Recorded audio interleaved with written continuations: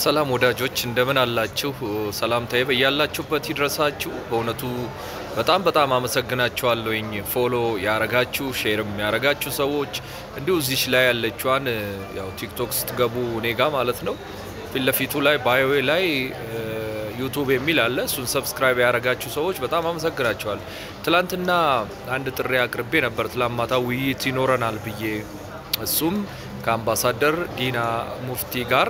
ና ሌሎችንም ጨምሮ ብዬ ነበር እሱኑ ጥሪ ተከትላችሁ ማታ ኦልሞስት ከአንድ ሰዓት አካባቢ ጀምሮ እስከ ምሽቱ 3 ሰዓት 4 ሰዓት አካባቢ ለሁለት ለ3 ሰዓት ተወያይተናል በውይይቱ ላይም አምባሳደር ዲና ሙፍቲን ጨምሮ መታቁት ፖለቲካ ተንታኙ አያና ከአሜሪካ ዶክተር ጀማል ከእንግሊዝ እንዲሁ ደግሞ ሌሎች ከአሜሪካም ቀደም ሲል የኢትዮጵያ ጋዜጠኞች ማህበር ሊቀመንበር የነበረው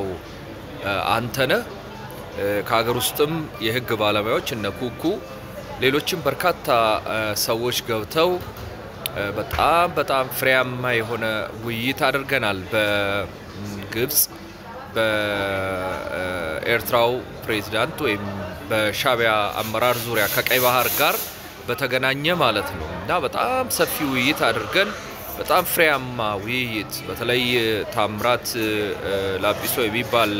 ከአውሮፓ የገባ ሰው ያቀረበው አያና ያቀረበው ትንተና አምባሳደር ዲና ሙፍቲ የሰጡት መልስ በአጠቃላይ በጣም ትምህርት ሰጪ ለብዙ ሰው ግንዛቤ የሰጠ ስለሆኑ ተሳታፊዎች በጣም አመስግነውኛል የገቡትንም አመስግነዋል በርካታ ሺህ ሰዎች ናቸው የተመለከቱት እንግዲህ ወዳጆች ተመሳሳይ ውይይት ስናደርግ እንዲደርሳችሁ ፎሎ ማድረግ በጣም ጠቃሚ ነው ልክ ውይይቱ ሲጀመር ወደናንተ ጋር ቲክቶክ መልእክት ይልካል ዛሬም እንደው አጋጣሚ ሆኖ አይበለውና እንግዲህ የኢትዮጵያ መንግስት ቁርጥ አቋም ይዟል የባህር በር ያስፈልገናል ብሎ ሻቢያ ወይም የኤርትራ መንግስት ሰላማዊውን መንገድ የዲፕሎማሲው መንገድ ካልተቀበለና ፊቱን ወደ ግጭት ካዞረ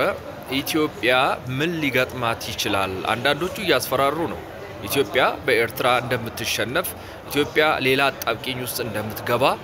አድርገው የሳሉ የሚናገሩ በርካታ ኢትዮጵያኖችን አይቻለው በርካታ ስል የፖለቲካ ሊቆች ነን የሚሉ ነከሌ ማለት ይቻላል ለምሳሌ እንደነ አቶ ልደቱ እንደነ አቶ ጀዋር ያሉ እንደነ ኢንጂነር ይልቃል ያሉ እንዲህ ያለውን ትንተና እንዲሁም ደግሞ ማንጽጌ ይባላል አሁን እንግሊዝ ነበር አሁን የት እንዳለ አላቅም የአርበኞች ግንቦት 7 አመራር የነበረው አንዳርጋቸው ጽጌ ይቅርታ ስሙ ካፌ ላይ ጠፍቶ ነው እነዚህ ኢትዮጵያ መንግስት ተሸናፊ እንደሚሆን የባህር በሩም እንደማይገኝ አድርገው እየተናገሩ ነው የኤርትራ መንግስት በሰላማዊ መንገድ በዲፕሎማሲ መንገድ ኤምቢ ብሎ ምናልባትም ኢትዮጵያ የባህር በሯን ለማስመለስ ወይም ለማግኘት ከኤርትራ መንግስት ጋር ግጭት ውስጥ ብትገባ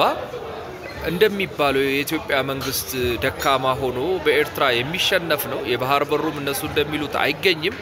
ዛሬ በዚህ ላይ ነው ሰፊ ውይይት የምናደርገው እሱስ ምን ይላሉ ገብቶ ይወያዩ ይሳተፉ ኢትዮጵያ ከኤርትራ አንፃር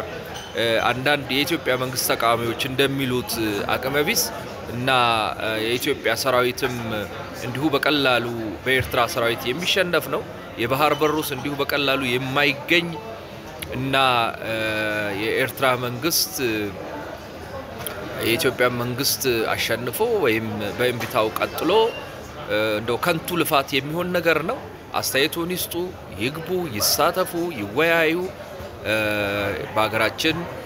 ኢኮኖሚያዊ ማህበራዊ እና ፖለቲካዊ ዙሪያ በተለይም ዛሬ በዚህ በቀይ ባህር ጋር በተያያዘ ሰፊ ውይይት ስለምናደርግ ይግቡ እንግዲህ የግብጽንም ሚና እናነሳለን እዚህ ላይ ስለዚህ ልክ ውይይቱ ሲጀምር ዛሬ ማታ 1 ሰዓት ላይ ከ12 ሰዓት ተኩል ጀምሮ ኦልሞስት 1 ሰዓትን በሉት ውይይቱ ሲጀምር ቲክቶክ ወደናንተ መልእክት እንዲልክ የምታደርጉት ነገር ምንድነው ፎሎ ነው ፎሎ ካላርጋችሁ አይደርሳችሁም ቲክቶክ መልእክት አይልክላችሁም እኛ ላይቭ ስንገባ በጣም ትልልቅ እንግዶች ናቸው የተጋበዙት ምሁራን ኤክስፐርቶች እርሶም ገብተው መወያየት ይችላሉ ለማንም የተገደበ አይደለም ገለቶማ የቀነለይ አመሰግናለሁ ሼርም ማርጉ ለብዙዎች እንዲደርስ ለመግባትም እርሶም ፎሎ ያደርጉ። ቴንክ ዩ